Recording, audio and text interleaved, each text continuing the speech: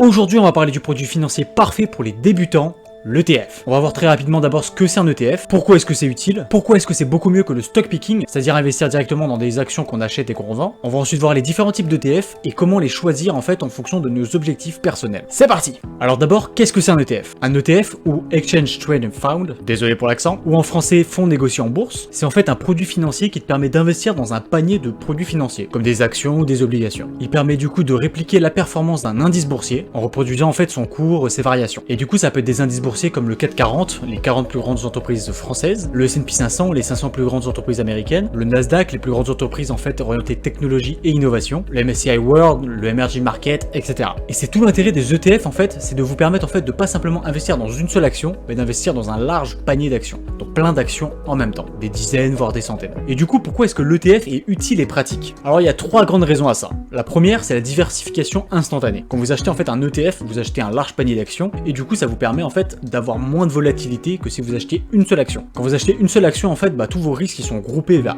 une seule entreprise et si cette entreprise là en fait fait une mauvaise performance ou juste est exposée à des risques dont vous n'avez pas conscience, en fait elle peut mal performer et tout votre portefeuille il est bousillé. Alors qu'avec un ETF en fait, si jamais vous achetez par exemple du S&P 500, en fait c'est comme si vous achetiez une part dans les 500 plus grandes entreprises américaines et du coup là en fait pour que votre ETF il perde de la valeur, il faudrait que la majorité des 500 plus grandes entreprises américaines fassent une mauvaise performance sur une période. Ce qui du coup est beaucoup moins probable. Il faudrait vraiment qu'une crise ou qu'un événement global impacte tout le marché. C'est beaucoup moins systématique. Donc le premier intérêt, réduction du risque et de la volatilité. Le deuxième intérêt, c'est que c'est extrêmement simple. Au lieu en fait d'aller acheter une part dans telle ou telle entreprise et de faire ça en fait des dizaines voire des centaines de fois, et en fait vous avez uniquement à acheter un seul ETF qui pourra faire ça pour vous en une seule action. Vous achetez en fait un seul ETF et c'est comme si vous achetiez une multitude d'actions. Donc c'est plutôt pratique. C'est aussi extrêmement liquide, vous pouvez l'acheter et le revendre n'importe quand, en fait du moment que le marché il est ouvert. Et le troisième intérêt de l'ETF, c'est les frais. Alors les frais, c'est super important de les prendre en compte parce qu'ils ont un impact énorme en fait sur votre performance à long terme. Un fonds classique en fait c'est environ 2% de frais par an et en fait 2% c'est absolument énorme. En fait si jamais vous avez une performance sur 40 ans avec des frais à 2%, ça peut facilement représenter des dizaines voire des centaines de milliers d'euros en fait qui partent directement dans les frais. Et en plus si jamais vous avez une performance je sais pas moi de 8% par an, si vous enlevez les 2% de frais puis les environ 2% ou 3% d'inflation qu'il y a par an, il vous reste déjà pas grand chose niveau performance. Et à côté de ça du coup les ETF eux ils ont des frais beaucoup plus réduits puisqu'ils sont environ du 0,3%. Parfois un peu plus, parfois un peu moins. Du coup ça c'est les frais que vous avez par an, du coup c'est beaucoup moins important que les frais qu'on peut avoir dans d'autres fonds ou même sur votre assurance vie tout simplement. Et en fait ça c'est parfaitement normal parce qu'en fait quand vous allez investir via un fonds, du coup un fonds où les frais sont à 2%, ces personnes là elles sont payées parce qu'on attend d'eux un meilleur rendement que le rendement du marché. Le rendement du marché voilà c'est à peu près le MSCI World ou le S&P 500. Et du coup vous surpayez par rapport à ces frais là parce qu'en fait eux ils vont acheter, revendre, ils vont faire du stock picking et d'autres techniques pour en fait essayer de battre le marché. Ce qui est en vérité très rare, on va revenir à ça un peu plus tard. Alors qu'en fait avec l'ETF les frais sont très réduits parce qu'en fait ils vont simplement acheter un certain nombre d'actions pour reproduire l'indice et en fait il y a que ça. Et en fait ça va vous permettre d'avoir les mêmes performances que le marché. Donc vous n'allez pas surperformer par rapport au marché, mais vous n'allez pas sous-performer non plus. Et surtout vous avez moins de risques et moins de prise de tête. Donc de façon très simple l'ETF il est top. Pourquoi? Parce que déjà ça permet de diversifier votre portefeuille en un instant. C'est également très simple d'utilisation, vous pouvez l'acheter et le revendre n'importe quand et ça a également très peu de frais. Mais il y a également quelques risques, les risques en fait liés au tracking error, au taux de change et au spread. Le tracking error en fait c'est une erreur dans la reproduction de l'ETF. En gros votre ETF ne suit pas exactement les performances de l'indice boursier. Donc ça en fait ça peut arriver si jamais vous passez par une entreprise qui émet l'ETF, qui a pas vraiment fait ses preuves, etc. C'est pour ça en fait que c'est recommandé de passer par Amundi ou BlackRock qui ont vraiment fait leurs preuves sur du très long terme. Le risque de spread en fait c'est quoi? C'est si jamais le prix d'achat et le prix de vente sont un peu trop espacés. Normalement il y a toujours un spread entre les deux pour faciliter en fait la liquidité. Mais il y a certaines plateformes en fait qui accentuent ce spread là en fait pour accentuer cette liquidité. Mais du coup au quotidien pour vous en fait qu'est-ce que ça veut dire? Ça veut dire en fait que vous allez les acheter beaucoup plus cher et les revendre beaucoup moins cher. Donc c'est très mauvais. Beaucoup de plateformes qui s'affichent en fait avec zéro frais ont en fait un spread qui est souvent beaucoup plus important. Donc en fait c'est un peu des frais cachés quoi. Donc ça c'est important aussi à tenir en compte. Et enfin du coup il y a le risque lié au taux de change. En fait c'est très simple, si jamais vous achetez un ETF qui réplique une performance d'un indice boursier américain qui est coté en dollars, si jamais l'euro prend de la valeur face au dollar, du coup en fait la performance de votre ETF va être amoindrie comparée à la performance de votre indice boursier. En fait tout simplement parce que votre pouvoir d'achat en euros est plus important par rapport au dollar, le dollar est moins performant. Donc quand en fait vous convertissez cette performance là de dollars à euros, du coup ça baisse la performance. C'est pour ça que c'est un trade directement en dollars. Et du coup, cette technique-là de passer par des ETF, elle est infiniment meilleure, à mon sens, que de faire du stock picking. Alors le stock picking, c'est quoi? Le stock picking, en fait, c'est choisir directement ses actions et faire en fait de l'achat-revente d'actions. En gros, vous allez sélectionner une action, vous allez analyser un peu les performances de l'entreprise pour voir si l'entreprise performe bien et si vous pensez que l'entreprise en fait est sous-évaluée. En fait, normalement, quand on fait du stock picking, on doit faire une véritable analyse en fait de l'entreprise pour pas en fait que notre investissement soit remis au hasard. Si jamais vous achetez par exemple une action Tesla et vous dites ça va monter, en vérité, vous n'avez aucune garantie que ça va être le cas. Et du coup, en fait, vous remettez votre investissement, votre destin à la chance. Du coup, normalement, les gens qui font du stock picking, ils font pas ça. Ils font une analyse financière en fait de l'entreprise pour voir en fait si elle est sous-évaluée. Du coup, il y a plein de procédés et de critères différents qui sont plus ou moins importants selon les analystes en fait. Certains étudient simplement la performance de l'entreprise, ses cash flows, ses comptes financiers, etc. pour voir en fait si l'entreprise est sous-évaluée. Certains prennent plus en compte des données un peu extra-financières, comme l'impact entre guillemets au niveau global de l'entreprise, au niveau, je sais pas moi, de son soft power, par exemple Tesla, qui rayonne énormément de par Musk, qui est en fait le levier communication de l'entreprise, ce qui lui permet en fait d'avoir un rayonnement global. L'analyste peut aussi prendre en compte des données historiques, prendre en compte aussi les données de ses concurrents directs, les concurrents directs de l'entreprise, leur performance, leur évolution, etc.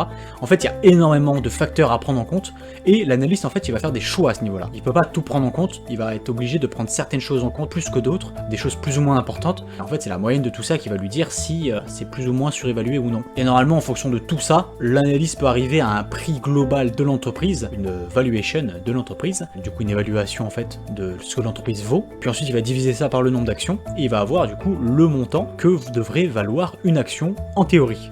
Et du coup, en fonction de ça, on peut savoir si l'action est surévaluée, sous-évaluée, et du coup, on peut voir si on achète ou pas. Comme je viens de vous l'expliquer, c'est un processus qui est très complexe, qui prend du temps, qui prend énormément de temps. Et du coup, il y a un élément qui est très important, c'est qu'en fait, il y a tout ce risque-là qu'on prenne pas en compte les bons éléments. Ça peut vraiment dépendre au cas par cas. Bref, tout ça pour dire que le stock picking, c'est compliqué. Et que du coup, en fait, pour les débutants, ce serait absolument irréaliste et complètement inconsidéré, en fait, de conseiller à des débutants de faire du stock picking. En fait, un débutant n'a pas du tout les compétences techniques, ni même le temps en fait à consacrer à faire de la véritable analyse financière. Et du coup en fait si jamais vous ne faites pas tout ça, tout ce que vous allez faire en fait c'est remettre en fait votre investissement au hasard. Vous allez en fait vous dire l'entreprise est pas mal, il y a moyen que ça augmente, et du coup au final c'est plus du hasard que de la technique avérée, donc c'est pas vraiment très sûr. Pour rester dans le côté humilité, dites-vous qu'il y a très peu d'investisseurs qui arrivent à, en fait, à battre le marché sur du très long terme, du 20, 30, 40 ans. Il y a très peu de fonds et d'investisseurs en fait qui arrivent à battre le marché sur une très longue période. Donc en tant que débutant, je pense que c'est beaucoup plus sain en fait de rester humble et de se dire ok. Donc s'il y a des gens, leur métier entier, ça se résume en fait à battre le marché et qu'en réalité il y a très peu de gens qui arrivent à le faire, voilà quoi, on va pas partir du principe que nous on peut réussir à faire mieux. Et c'est beaucoup plus sain aussi psychologiquement. Si jamais vous voyez que la performance est vraiment très mauvaise, ça peut vous retourner le cerveau et vous tracasser en fait au quotidien. Ça c'est très mauvais. C'est pour ça que l'ETF est vraiment top, c'est que vous n'avez pas vraiment à vous soucier de ça. Vous partez du principe que le marché va augmenter et en fait vous vous investissez sur du long terme et vous n'avez pas en fait ce tracas au quotidien. Tout ça pour dire que l'ETF c'est le produit par excellence pour les débutants parce qu'en fait c'est très simple d'utilisation et vous n'avez pas en fait cette pression constante que vous pouvez avoir si vous faites du stock picking, vous dire oh putain est-ce que j'ai bien investi, est-ce que j'ai choisi la bonne action. Si jamais vous achetez une seule action et qu'elle fait une mauvaise performance sur une semaine, un mois, voire 2 mois, voire plus, ça peut vraiment créer le doute. Et s'il y a vraiment un truc qui peut vous détruire vos performances en finance, c'est le côté psychologique. Et ce même pour quelque chose de très sûr entre guillemets. Par exemple dans la période Covid, il y a des ETF qui ont fait des performances négatives, tout simplement parce qu'en fait le marché était au point mort quoi. Il n'y avait pas d'activité. Et du coup si jamais vous n'êtes pas serein psychologiquement, si vous n'avez pas en fait cette vision long terme et que vous avez revendu à ce moment-là, bah après quand le marché a repris son cours et a rattrapé son retard, bah vous avez manqué une énorme performance et après vous allez racheter plus tard et au final vous allez perdre de l'argent sur ce moment-là quoi. Donc c'est l'intérêt de l'ETF, c'est d'avoir en fait cette vision long terme et de pas avoir en fait à vous soucier, à regarder en fait vos performances au quotidien. Vous investissez, vous regardez votre performance tous les 3-4 mois. Si jamais vous voyez qu'il y a Trump qui fait chier avec les tarifs et que le marché s'effondre, vous paniquez pas et au contraire vous rachetez parce qu'en fait c'était pris à la baisse, donc en fait c'est la période de solde. Donc ça c'est vraiment le côté psychologique qu'il faut avoir quand on fait de la finance, c'est la vision long terme. Une crise à court terme n'a presque aucune valeur si vous visez des performances sur le long terme. Après ça dépend, là on parle bien du point de vue des ETF, du coup quand on parle du marché globalement. Le marché globalement il augmente d'année en année, donc théoriquement il n'y a pas de grand risque pour votre portefeuille. Ce qui n'est pas le cas quand vous achetez une seule action, parce que des entreprises qui ferment il y en a tous les jours. Un exemple tout simple, les indices boursiers sont composés d'entreprises, mais ces entreprises là qui qui composent l'indice boursier, elles changent. Le S&P 500 d'aujourd'hui, c'est pas du tout le même que le S&P 500 des années 2000, c'est pas du tout les mêmes entreprises qui le composent, ni même en termes de proportion, et c'est tout l'intérêt, c'est justement de pas miser sur des entreprises qui, elles, peuvent échouer, peuvent mettre la clé sous la porte, mais de miser sur un ETF sur le marché globalement. Mais du coup, comment est-ce qu'on fait pour choisir des ETF? Alors des ETF, il y en a de différents types. Alors déjà, il y a les ETF à réplication physique ou synthétique. En fait, c'est très simple, les ETF à réplication physique vont acheter directement les actions qui composent l'ETF, l'indice boursier. Alors que ceux qui sont synthétiques vont simplement répliquer la performance, mais sans acheter directement les actions. C'est via en fait un swap avec une banque. Généralement, la réplication physique est plus rassurante pour les débutants. Ensuite, il y a les ETF accumulants ou distribuants. En fait, un ETF, il est composé d'actions, et quand vous détenez une action, en fait, vous allez recevoir tous les ans, du coup, des dividendes, parce que vous êtes propriétaire de l'entreprise, même si vous êtes un tout petit peu propriétaire. Et du coup, les ETF accumulants, eux, vont directement réinvestir ces dividendes-là pour, en fait, racheter des actions, racheter des parts d'ETF, et du coup, en fait, ça permet d'avoir de meilleures performances. L'ETF distribuant, lui, vous distribue, du coup, les dividendes. Du coup, sa performance à long terme, elle est moindre, mais du coup, ça vous permet d'avoir une rente, du coup, tous les mois, tous les ans. Ça dépend, en fait, de quand sont distribués les dividendes. Du coup, là, il n'y a pas de bon ou de mauvais choix. En fait, ça dépend, en fait, de vos objectifs. Si jamais votre objectif, c'est de faire grossir votre capital, un ETF accumulant sera beaucoup mieux pour vous. Et si jamais vous êtes plutôt pour avoir une rente tous les mois, pour vous aider à payer vos factures ou autre, du coup, un ETF distribuant sera beaucoup plus adéquat pour votre situation. Ensuite, il y a des ETF qui couvrent des zones géographiques. Tu as par exemple le S&P 500 qui couvre les États-Unis, le MSCI Europe qui couvre l'Europe, le MSCI Emerging Market qui couvre les pays émergents, le MSCI World, du coup, qui couvre vraiment l'ensemble de l'économie mondiale, etc. Il y a également des ETF qui couvrent des secteurs ou des thématiques, entre guillemets, par exemple la tech, la santé, les énergies renouvelables. Alors du coup, ces ETF-là sont peut-être un peu plus risqués parce qu'ils sont concentrés sur une thématique, du coup le risque est un peu moins diversifié, mais ça peut vous permettre en fait d'investir directement dans des tendances. Par exemple, la tech et l'innovation, ça performe généralement beaucoup plus. Et enfin, il y a des ETF qui recouvrent des classes d'actifs, par exemple des obligations. Il y a également des ETF qui reproduisent des performances du coup de matières premières, comme l'or, l'argent, etc. Il y a également de l'immobilier, etc.